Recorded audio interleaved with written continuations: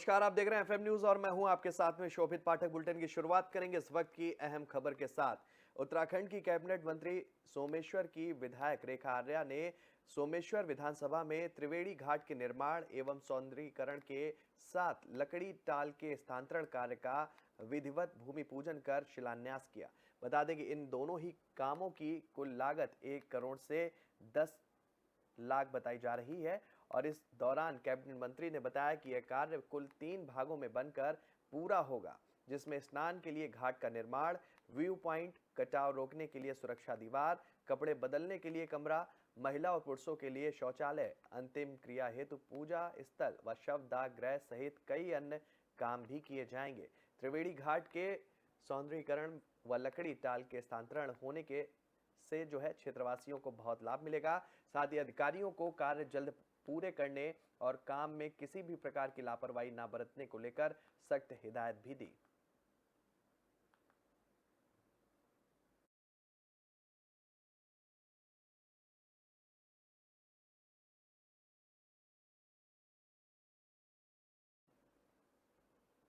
प्रदेश में वाहनों के बढ़ते दबाव के बाद अब राज्य सरकार ने प्रदेश के विभिन्न शहरों में नई पार्किंग बनाने का फैसला लिया है।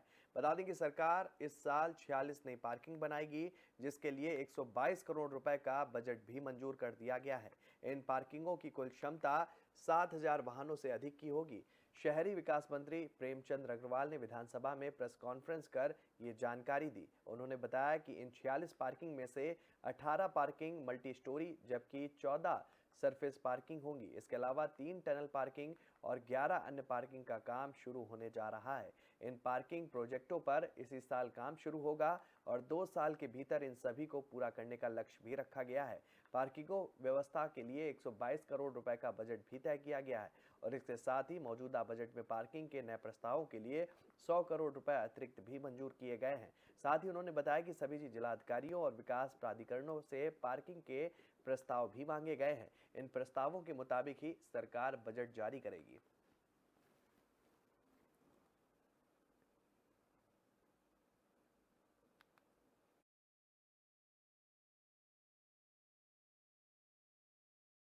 देखिए, जैसे मैंने बताया कि हमारा जो एक वर्ष ये गया है, इसमें हमने विभिन्न पार्किंग हमने स्वीकृत की है, जिसके सापेक्ष 122 करोड़ रुपए हमने इसमें प्रावधान किया है और 77 लाख रुपया इसके लिए हमने रिलीज भी कर दिया है। और इसमें 18 तो मल्टी लेवल पार्किंग है और 14 जो है सरफेस पार्किंग है।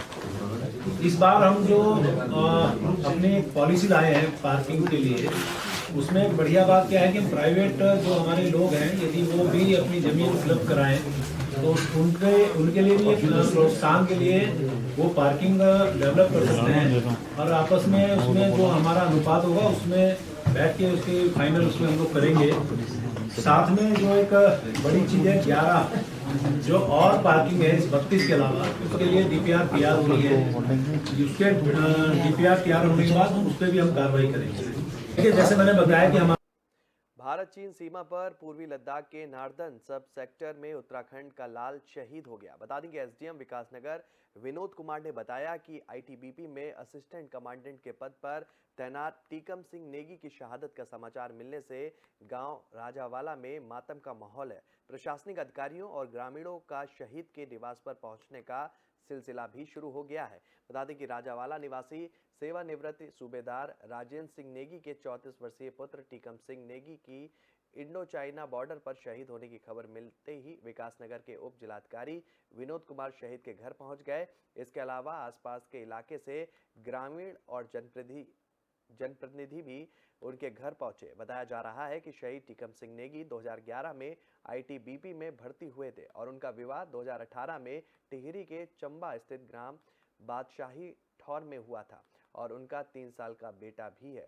टीकम की यूनिट 10 दिनों के लिए किसी स्पेशल मिशन पर इंडो चाइना बॉर्डर पर तैनात थी, जिस दौरान उनकी शहादत की खबर मिली।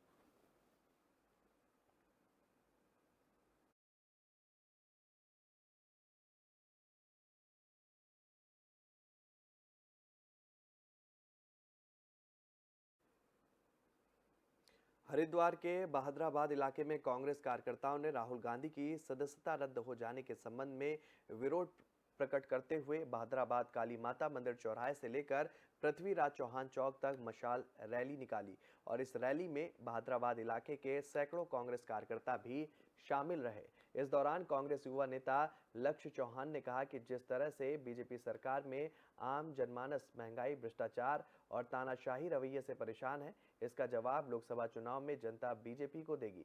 सभी कांग्रेस कार्यकर्ता अपने अपने विचार रखते हुए बीजेपी सरकार को कोसते हुए उन्होंने कहा कि भाजपा सरकार का तानाशाही रवैया बर्दाश्त नहीं किया जाएगा और यह भी कहा कि जिस तरह से राहुल गांधी की सदस्यता गलत और झूठे इल्जाम लगाकर खत्म की गई है, इससे पूरे भारत के कांग्रेस कार्यकर्ताओं के साथ साथ आम जनता में भी काफी नाराजगी है, जिसका असर आने वाले लोकसभा चुनाव में देखने को मिलेगा। सर, क्या था पूरा मामला जो है कांग्रेस के जितने भी कार्यकर्ता आज बहादुराबाद में मसाल जो रैली निकाली है, क्या ये मोदी की हिटलरशाही के खिलाफ हमने रैली निकाली है और जो राहुल जी के खिलाफ एक कार्रवाई कर रहे हैं उसके खिलाफ मतलब किस तरह का हिटलरशाही जो कुछ चीज़ मतलब नहीं वास्ता नहीं उसको उस काम कर रहे हैं।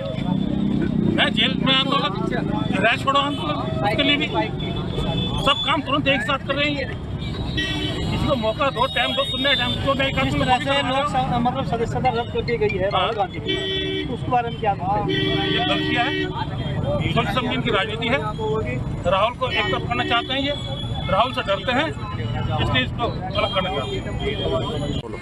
आज हैदराबाद में कांग्रेस कार्यकर्ताओं ने मसाल रैली निकाली है, इसका क्या करें? सर्वप्रथम तो मैं ये कहूँगा, ये जो अभी सरकार चल रही है ये जुमलों की नहीं, महाजुमलों की सरकार।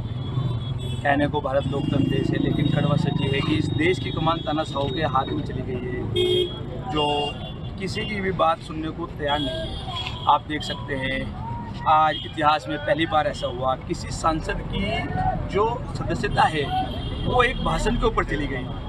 आप देख सकते हैं किस तरीके से चारों तरफ एक डर का, भय का माहौल इस सरकार ने बना रखा है। और मैं सबसे बड़ी आप उत्तराखंड में देखिए, उत्तराखंड में आज पानी, बिजली, आप मेडिकल, हर सुविधा इतनी महंगी होती जा रही है। मैं अपना खुद का अगर विचार कहूँ, आज तक का जो मैं सबसे